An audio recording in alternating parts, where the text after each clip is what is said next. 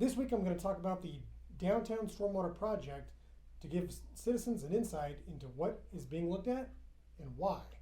So now we're going to look at a few maps that have been provided based on stormwater modeling prepared by professional engineering consultants, the consulting firm that is helping us with this project and with the design work. So the first map is the existing conditions map of a 10-year event. Now, to be clear, a 10-year event is a stormwater event that has a 10% chance of happening in any year. So, first, to orient yourselves to these maps, the street down here at the bottom, K254, is Central Avenue.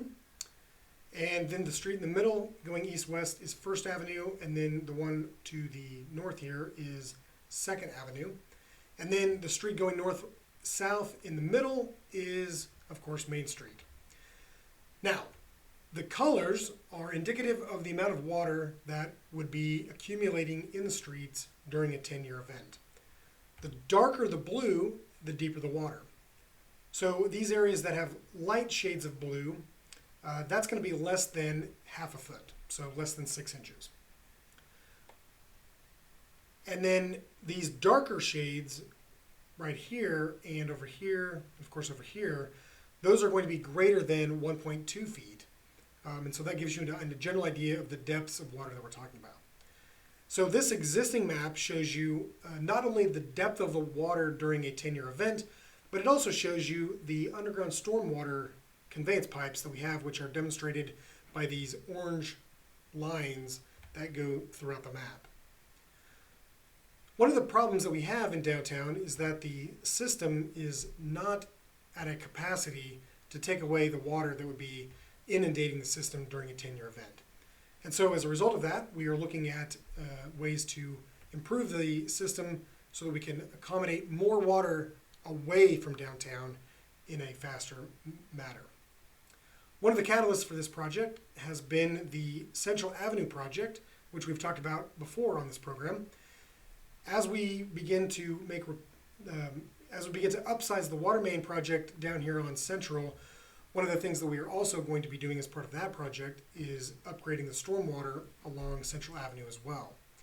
And so, as part of that project, we began to model the stormwater to determine if that improvement would do what we needed it to do. So now we're going to move to the first concept, the original concept that was proposed by PEC.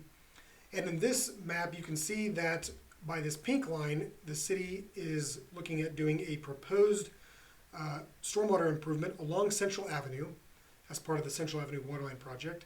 And as you can see down here on the west side, we are going to put in a pipe that is about 36 inches wide. So it's a pretty big pipe. And then that will go into a 42-inch pipe, which will then go into a 48-inch pipe all the way to the end of the project. So a pretty substantial improvement there on Central Avenue. But as you can see, we still have quite a bit of blue area in downtown El Dorado that would not be addressed as part of this project.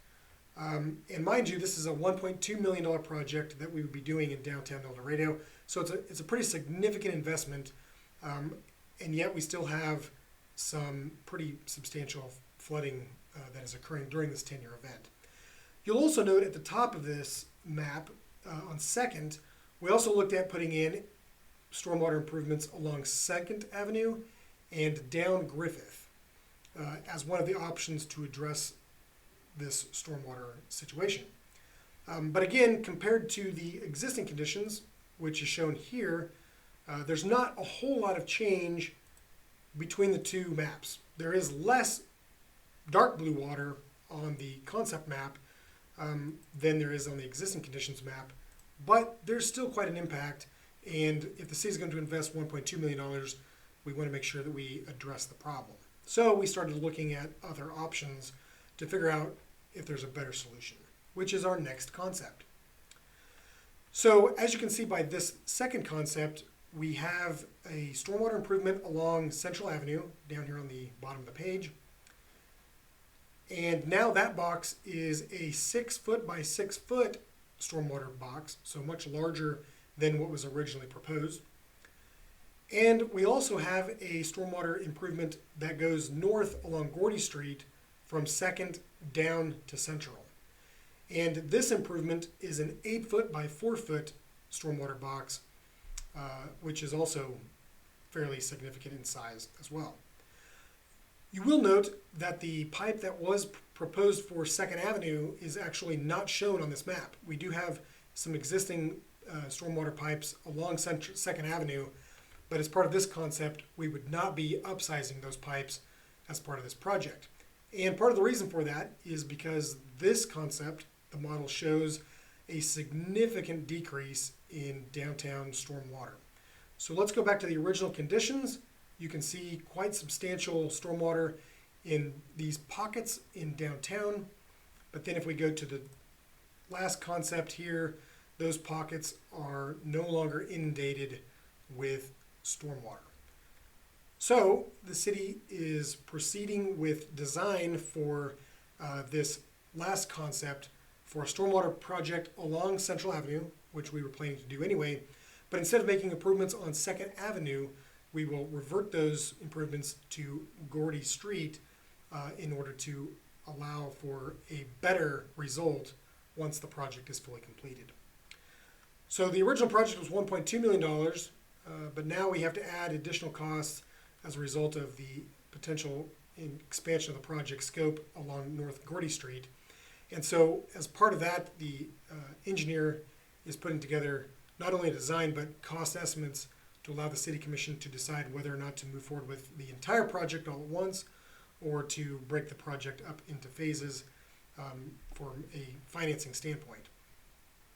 But as you will see from the original, again, quite a bit of stormwater that is shown in these various pockets throughout downtown, but then the final concept does take away a lot of that during a 10-year stormwater event.